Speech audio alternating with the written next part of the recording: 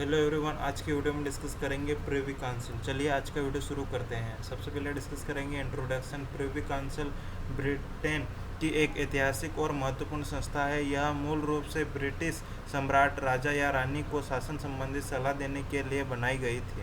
समय के साथ इसकी शक्तियाँ कम होती गई, लेकिन आज भी यह ब्रिटेन की संवैधानिक व्यवस्था का एक महत्वपूर्ण भाग है।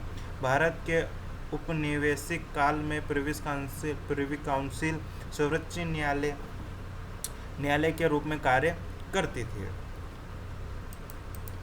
प्रिवी काउंसिल का इतिहास। प्रिवी काउंसिल की स्थापना मध्यकालीन इंग्लैंड में हुई।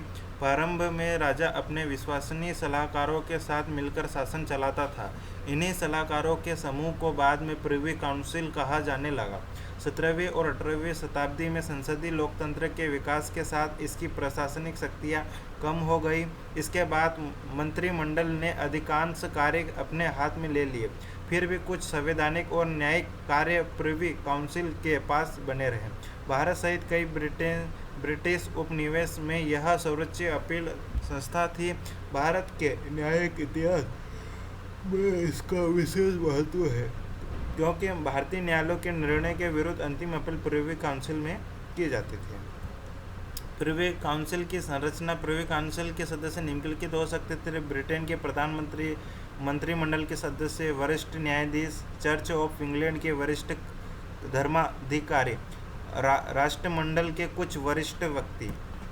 प्रिवी काउंसिल के कार्य। सम्राट को सलाह देना। प्रिवी काउंसिल का मुख्य कार्य राजा या रानी को शासन संबंधित मामलों में सलाह देना, आदेश जारी करना। सरकार की ओर से कुछ आदेश प्रिवी काउंसिल के माध्यम से जारी किए जाते थे। न्यायिक कार्य। इसकी न्यायिक सहमति कई देशों की सर्वोच्च अपील अदालत के रूप में कार्य करती थी। विश्वविद्यालय और संस्थाओं का नियंत्रण। कुछ विश्वविद्यालय एवं पेशेवर संस्थाओं से संबंधित मामलों में प्रिवी काउंसिल की भूमिका होती थी। चार्टर प्रदान करना। यह संस्था विश्वविद्यालय, नगर पालिकाओं तथा अन्य संस्थाओं को रॉयल चार्टर प्रदान करने की प्रक्रिया में भाग लेती थी।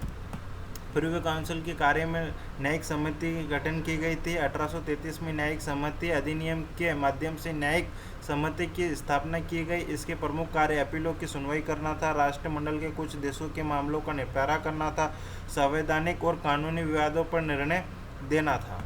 भारत में प्रिवी काउंसिल की भूमिका क्या है? तो ब्रिटिश शासन के दौरान भारत में प्रिवी काउंसिल सर्वोच्च अपील न्यायालय थी।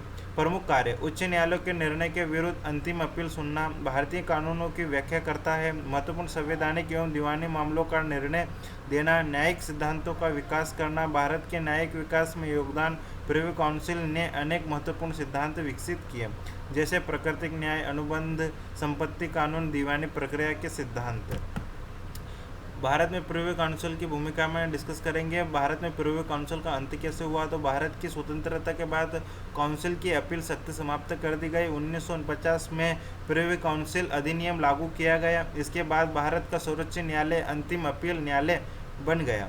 26 जनवरी 1950 को संविधान लागू होने के बाद भारत की न्यायिक व्यवस्था पूर्णतः स्वतंत्र हो गई। प्रिवी काउंसिल की विशेषता।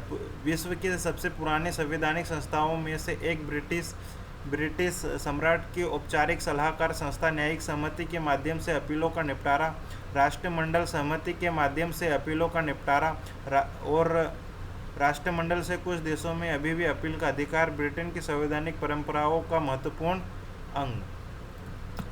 प्रिवी काउंसिल के लाभ। न्यायिक निष्पक्षता का बढ़ावा मिला, कानूनों की एकरूपता व्याख्या हुई, ब्रिटेन उपनिवेश में न्यायिक व्यवस्था मजबूत हो गई, उच्च स्तर की न्यायिक समीक्षा उपलब्ध हुई। प्रिवी काउंसिल की आलोचना। भारत जैसे उपनिवेशों के लिए अंतिम अपील लंदन में होना महंगा और कठिन था। न्याय मिलने में अत्यधिक समय लगता था। स्थानीय परिस्थितियों की पर्याप्त समझ का अभाव रहता था। उपनिवेशक शासन का प्रभाव निर्णयों में दिखाई देता था। निष्कर्ष। प्रिवी काउंसिल ब्रिटेन की एक ऐतिहासिक और प्रभावशाली संस्था रही है। भारत के उपनिवेशक काल में यह सर्वोच्च अपील न्यायालय की और इसने भारतीय न्यायशास्त्र के विकास में महत्वपूर्ण योगदान दिया। स्वतंत्रता के बाद भारत ने अपनी स्वतंत्र न्यायिक व्यवस्था स्थापित की और सर्वोच्च न्यायालय को अंतिम अपील अधिकार प्रदान किया गया। आज प्रिवी काउंसिल का महत्व मुख्यतः ब्रिटेन की संवैधानिक परंपराओं और मुख्य राष्ट्रमंडल देशों की अपील व्यवस्था तक सीमित है। फिर भी इनकी इसकी ऐतिहासिक और विधिक महत्व अत्यंत महत्वपूर्ण बना दिया गया। आपने हमारा वीडियो यहाँ तक देखा, उसके लिए आप सभी का धन्यवाद। जय हिंद, जय भारत।